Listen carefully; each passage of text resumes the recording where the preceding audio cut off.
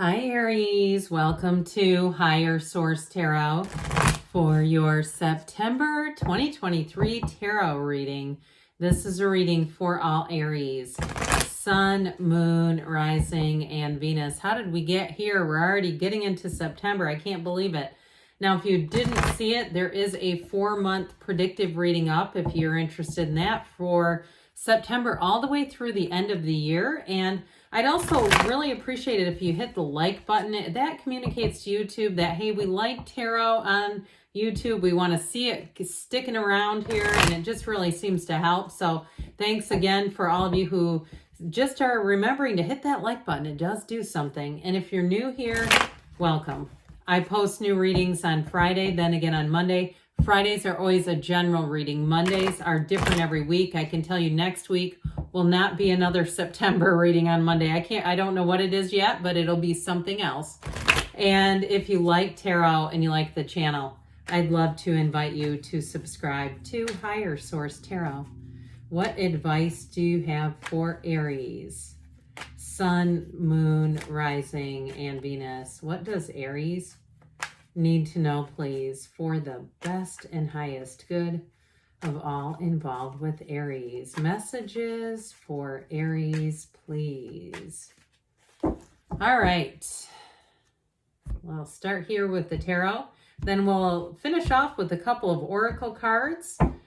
We've got your current situation, Ace of Wands. I think you're going to like that energy with the Knight of Pentacles. How about the Knight of Wands as the influence? Okay, you have the Death card in your subconscious, but I wouldn't be bothered by that. The Queen of Cups is in the distant past. 5 of Pentacles is the energy in the recent past. The Emperor is coming towards you.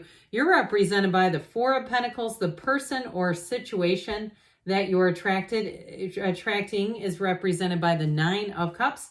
You've got the Wheel of Fortune in your hopes and fears. Ace of Cups in the outcome. Boy, I like this reading a lot. Now, the bottom of the deck, these are clarifying cards for this reading. This is not an outcome, okay? This is not the energy. It's more talking to you about what kinds of things do you want to either avoid doing? What do we want to, not staying up in our head? That's part of this. It's more direction, giving you direction. So if you want that Ace of Cups, Emperor outcome, if this is what you're looking for, these down here are going to give you direction towards it. Now, I like this too. You've got a lot of great cards here with all these major arcana, but look at this one. I'm telling you what, somebody here, you are going to be in the right place. How about we put that there? With the right place at the right time. That's what this is saying. You are in flow. All right. You're going to meet up with somebody. I feel like somebody here may get invited to be on like a podcast or a radio show or something like that. And I feel like, too, if you're some kind of a metaphysical teacher or you're any kind of instructor, it has something to do with that. It feels professional more than a love-related kind of situation. I'm not saying you're going to get on a podcast and then meet somebody romantically, but I definitely feel work-related. Others of you, though, this in terms of relationships is rock solid.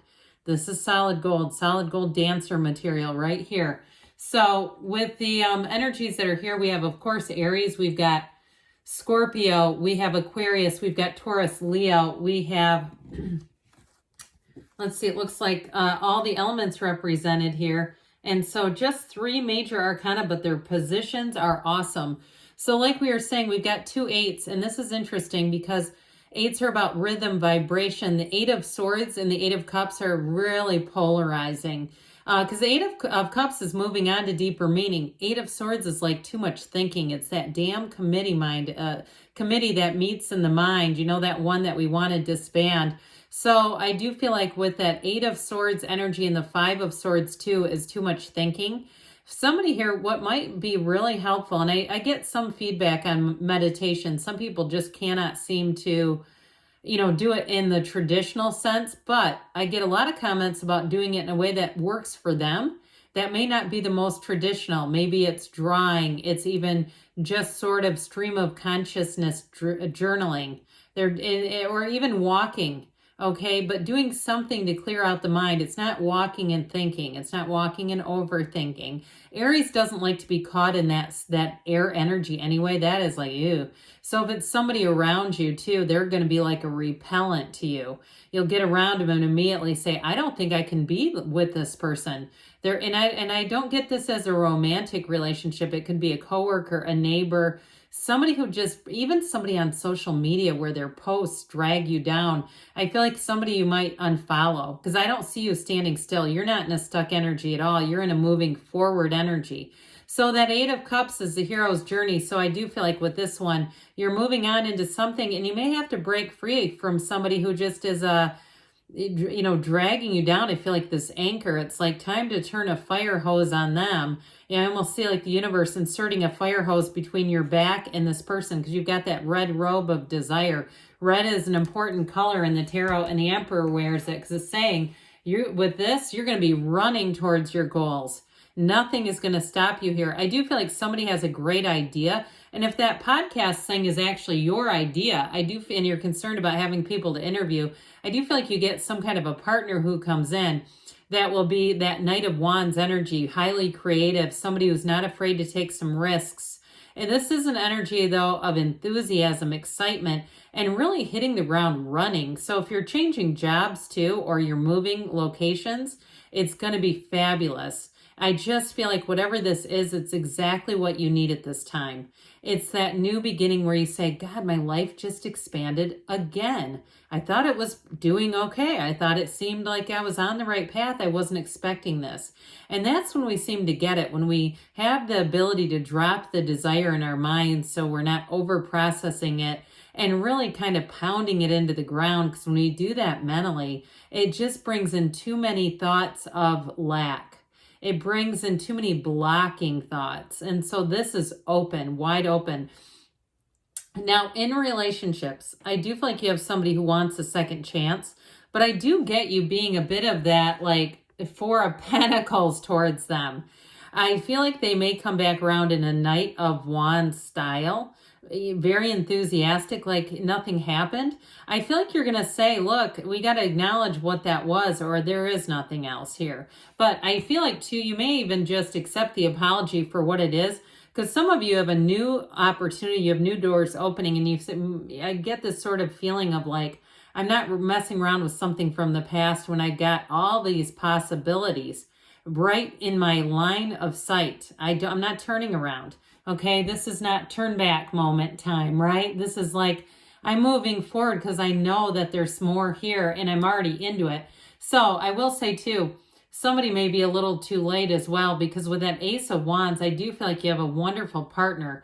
You have somebody who comes in. We've got 2 aces, by the way, if we didn't acknowledge that. I don't think I did. So you've got love and you have passion. So I do feel like if it's somebody from the past, they have to ring your bell. And I mean ring it good, because this is like, there's more here. Okay, there's such great chemistry here that there would be no point in taking back somebody that really didn't do it for you. So with the Death card here, we like death. This is in some decks, I believe it's called Release maybe, because it's about big changes. It's about moving. It's leaving a career, leaving relationships.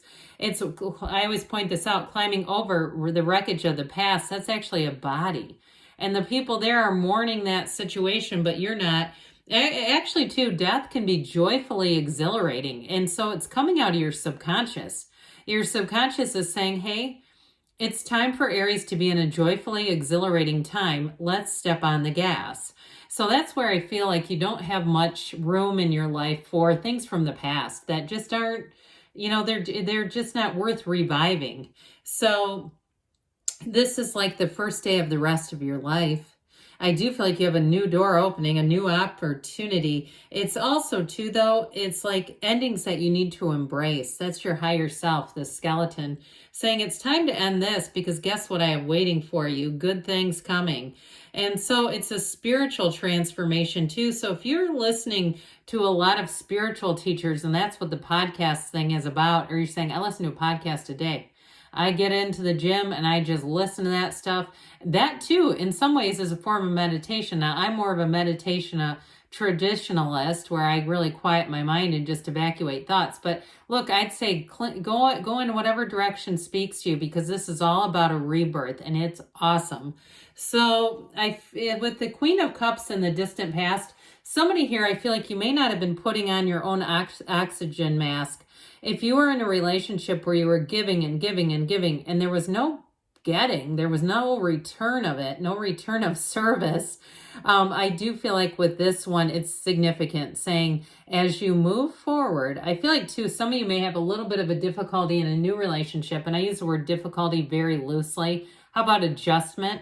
Turning over the reins and letting somebody really love you and take care of you and care for you. Maybe not taking care of you, but care for you in the way that you are doing here, because this really is a card too of intuition. So you may have had a time where you were putting a lot into a situation, not getting much back out, and having an intuitive hit about it and maybe not listening to it fully. I've done that too, where I've said, I knew that was going to happen that way. I knew it was coming in that way, and I went into it anyway. We all do that. That's life. And especially too, when you're bold, you're courageous, you're a sign that goes where others can't. You tend to do that. You know, you tend to have that let's just move forward kind of virility about you. And that's part of why other people admire you. So I do feel like there was an ending and a moving forward. This is a change, and it's not without some pain. I do feel like there was a painful awakening, an awareness. And two, even if it was an intuitive thing where you say, I did get out in the nick of time, but I might have stayed a little longer than I should have. Okay, it's sort of that I'm trudging forward, but I'll tell you what, you've got support here. You're not going it alone. And so with this, you come right into your own. I hear birthright. I do feel like birthright. I don't know if somebody has a birthright trip to Israel or you have kids or something that might, but I do get this. It's like really standing in your power, and you will be like a magnet for people in this energy. Now, it can attract some needy people because it's so strong. You're a strong sign. We know that. And so with that, you may have some where you keep them as acquaintances. You don't let them into your inner circle because your inner circle is precious. It's valuable. It needs to be somewhere that's a little challenging to get into. So in terms of relationships, though, you have somebody who comes in, it may be another Aries. I feel like you have an emperor coming towards you. Like I said, somebody who will be rock solid, who will be your consummate supporter, and who will be your match. So you're not attracting somebody who needs a father, who has mommy or daddy issues, okay? This is somebody who's like this kind of energy. A perfect match is what I hear. This too, though, is logic, discipline, and reason, which you're represented by in that Four of Pentacles. So I'd just be a little careful with that. I was going to point out this waterfall, the stream of consciousness flows by the Emperor's ankle. It's tiny, but it's there, and it's just ever present to say we're divine beings. So I mentioned before, for some of you, you might be a tough sell if it's something from the past. I also feel like, too, you're going to be more intentional about money. So even if you have a new income stream coming in, you've got that Emperor energy. So in terms of jobs, too, if you're in the job market, you've got a new beginning here. It's going to be awesome. But I do feel like you're going to be kind of like this. I also feel like, too, you may be a bit protective of your time. With this Four of Pentacles, you won't get yourself into situations that you don't feel like are worth it. I feel like you know your value and you're sticking to it with this. And hey, there's nothing wrong with that. So the Nine of Cups is who you're attracting. They're going to be tickled to be with you. And even if they're an Emperor energy, they still can have this, okay? They can still say, I cannot believe this. But they have enough confidence to maybe not seem needy. And they're not needy, okay? So they don't, when we hear somebody's just over the moon about being with us, sometimes we go, oh God, I don't want it to be too much though. Be glad, but don't be too much. I feel like they have the right balance. And it's also too, like I said, who's going to give back. They're not going to just take. Now, in terms of jobs though, boy, are you being set up for something great here. This is greatness. He's proud of those cups. He's like, look at all my cups. You are headed straight for success. So if you've weathered some storms, I don't see you going into them into the fall. We know fall storms. Have you ever, I'll keep this brief, but when I was about 8 or 9, I had a BB gun went through my window, my bedroom window, and it left a small hole. But one night it was really windy. All the glass broke and shattered into my bedroom. Boy, was that scary. So, I was going to say, fall storms when they come, you're not headed towards this.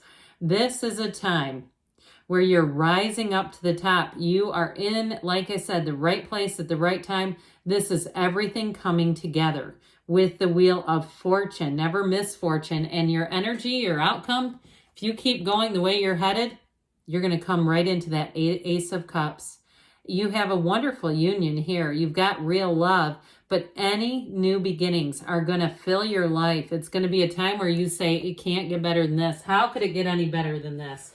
That's really the question. So let's see here, Aries, what the Fortune Oracle wants to tell you. What else does Aries need to know, please? About money. Okay. The key, okay, so you have new beginnings, directions, and adventures await for those ready to let go of the past. Boy, does that resonate with that reading. That is spot on, and there's not really synchronicities, intentional synchronicities between the Oracle and the Tarot, so that's a big deal when you get one. It embodies your energy. All right, what else does Aries need to know about love? The saying, the summer of love, I feel like for Aries, it's going to be the autumn of love. Choose love. You always have a choice. Make yours with love. So on your day-to-day operations, if you're single, it's like choosing love will attract more love into your lives. I love you too, Aries, and I'll be back again soon.